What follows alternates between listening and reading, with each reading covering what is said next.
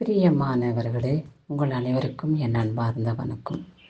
கிறிஸ்துவின் நாமத்தினாலே அவருடைய நாமத்தை காலை வேளையிலே துதித்து அவருடைய வேத பகுதியை தியானித்து கடந்து வருவோம்.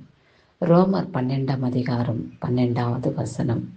நம்பிக்கையிலே சந்தோஷமாயிருங்கள், உபத்திரவத்திலே பொறுமையாய் இருங்கள், ஜெபத்திலே தரித்திருங்கள் என்று சொல்லப்பட்டுள்ளது. நாம் சோர்ந்து போகிறவர்களாய் இருக்கிறபடியினாலே கர்த்தர் இந்த வசனத்தை கொடுத்து நம்ம இருதயத்தை தைரியப்படுத்துகிறார்.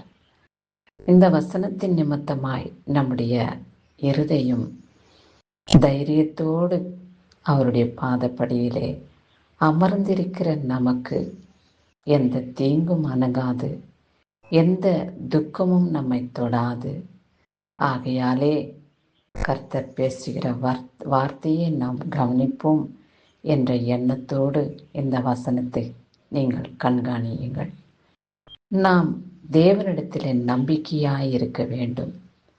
கர்த்தரிடத்திலே நான் நம்பிக்கை வைக்கும் பொழுது அவர் நம்முடைய இருதயத்தை சந்தோஷப்படுத்துவார். எப்படி சந்தோஷப்படுத்துவார் என்றால், நாம் அவரை நம்பி இருக்கிறோம். அவர் உலக இரட்சகர், இந்த உலகத்தையே சிருஷ்டித்தவர்.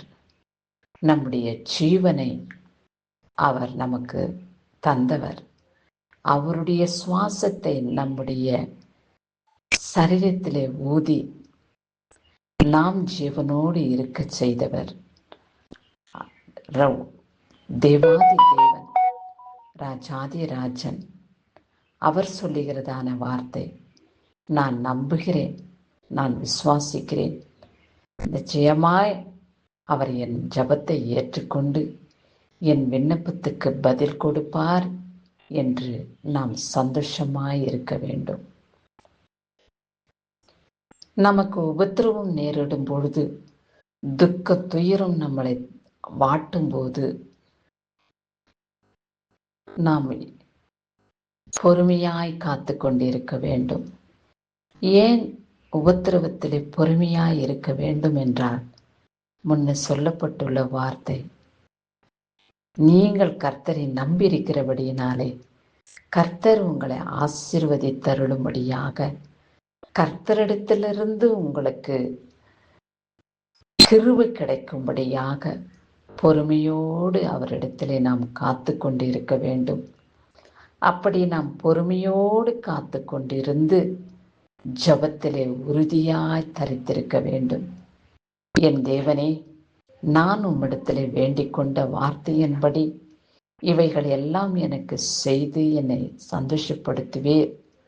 பொறுமையினாலே என்னை நிரப்பி உம்முடைய வல்லமையை பெற்றுக்கொள்ள, உம்மிடத்திலிருந்து கிருபையை பெற்றுக்கொள்ள நான் ஜெபிக்கிறேன். அப்பா, என்னுடைய ஜெபத்துக்கு பதில் கொடும், என் ஜெபத்தை ஏற்றுக்கொள்ளும். என் ஜெபம் ஒவ்வொன்றும் உம்முடைய சமூகத்தில் கேட்கப்படட்டும். உம்மிடத்திலிருந்து வல்லமை புறப்பட்டு என் சரீரத்தை தொடட்டும், என் உறுப்புகளை தொடட்டும். உமக்கு சாட்சியாய் எப்பொழுதும் நான் சன்னிதானத்தில் நிலைத்திருக்க கிருபை காட்டும். உம்முடைய வல்லமையினாலே நீர் என்னை நிரப்பும், உம்முடைய மகிமையினாலே என்னை அபிஷேகப்படுத்தும் என்று நாம் ஜெபிக்க வேண்டும். அவருடைய கண்களிலே நாம் கிருபையை பெற்றுக்கொள்ளும் பொழுது பல ஆசீர்வாதங்களை நாம் அனுபவிப்போம், பல ஆசீர்வாதங்களை நாம் பெற்றுக்கொள்வோம். என் தேவனே, நான் ஜெபிக்கிறதான ஒவ்வொரு ஜெப குறிப்புகளையும் நீர் ஏற்றுக்கொண்டு உம்முடைய பரலோக ராஜ்யத்திலிருந்து வார்த்தையை அனுப்பி என்னை நீர் பலப்படுத்தி பாதுகாத்து ரட்சித்து ஆசீர்வதிக்கிற தயவுக்காய் உமக்கு நான் நன்றி செலுத்துகிறேன் அப்பா என்று ஜெபத்திலே நாம் உறுதியாயிருந்து அவருக்கு நன்றி செலுத்தக்கூடியவர்களாக வாழ்வோம். இந்த நாளிலே பிறந்த நாளையும் திருமண நாளையும் காண்கின்றவர்களை கர்த்தர் ஆசீர்வதித்து காத்துக்கொள்வாராக. அவருடைய மகிமையுள்ள கரம் உங்களை தாங்கி வழிநடத்தும். அவருடைய வல்லமையினாலே உங்களை நிரப்பி தீர்க்க ஆயுசு நாட்களை கொடுத்து உங்களை சந்தோஷப்படுத்தி பாதுகாத்து ரட்சித்துக் கொள்வார். கிறிஸ்துவுக்கு சதா காலங்களிலும் மகிமை உண்டாகட்டும். ஆமென்.